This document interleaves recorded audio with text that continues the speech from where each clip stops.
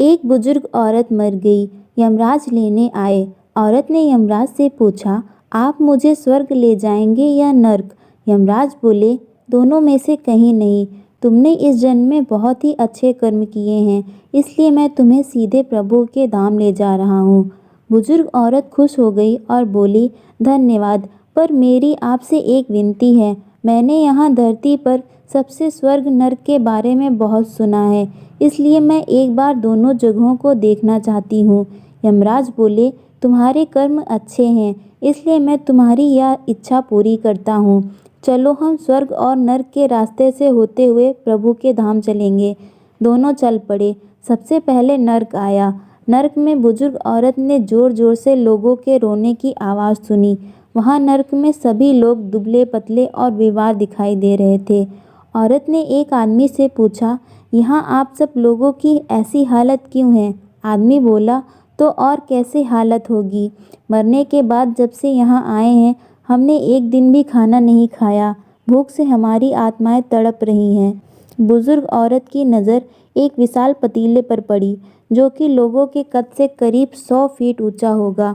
उस पतीले के ऊपर एक विशाल चम्मच लटका हुआ था। पतीले में से बहुत ही शानदार खुशबू आ रही थी। बुजुर्ग औरत ने उस आदमी से पूछा, इस पतीले में क्या है? आदमी मायूस होकर बोला, ये पतीला बहुत ही स्वादिष्ट खीर से हर समय भरा रहता है। बुजुर्ग औरत ने हैरानी से पूछा, इसमें खीर है? तो आप लोग पेट भर के ये खीर खाते क्यों नहीं? भूख से क्यों तड़प रहे हैं? आदमी रो रो कर बोलने लगा, कैसे खाएं? ये पतीला 100 फीट ऊंचा है, हम में से कोई भी उस पतीले तक नहीं पहुंच पाता। यह सुन बुजुर्ग औरत को उन पर तरस आ गया। सोचने लगी, बेचारे खीर का पतीला होते हुए भी भूख से बेहाल हैं। शायद ईश्वर ने इन्हें यही दंड दिया होगा।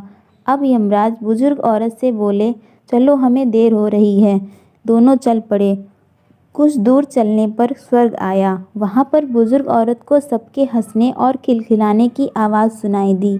सब लोग बहुत खुश दिखाई दे रहे थे। उनको खुश देखकर बुजुर्ग औरत भी बहुत खुश हो गई। पर वहाँ स्वर्ग में भी बुजुर्ग औरत की नज़र वैसे ही 100 फीट ऊंचे पतीले पर पड़ी जैसा नर्क में था। उसके ऊपर भी वैसा ही चम्मच रखा हुआ था।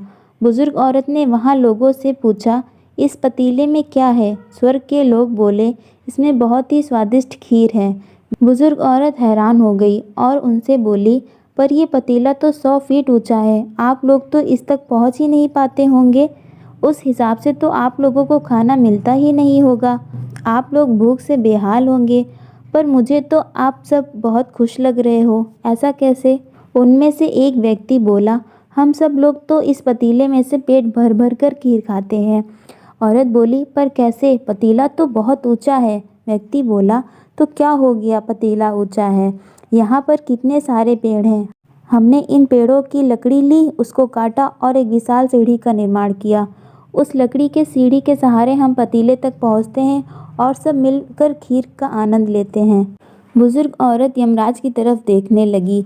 यमराज मुस्कुराए और बोले, ईश्वर ने स्वर्ग और नर्क मनुष्य के हाथ में सौंप रखा है।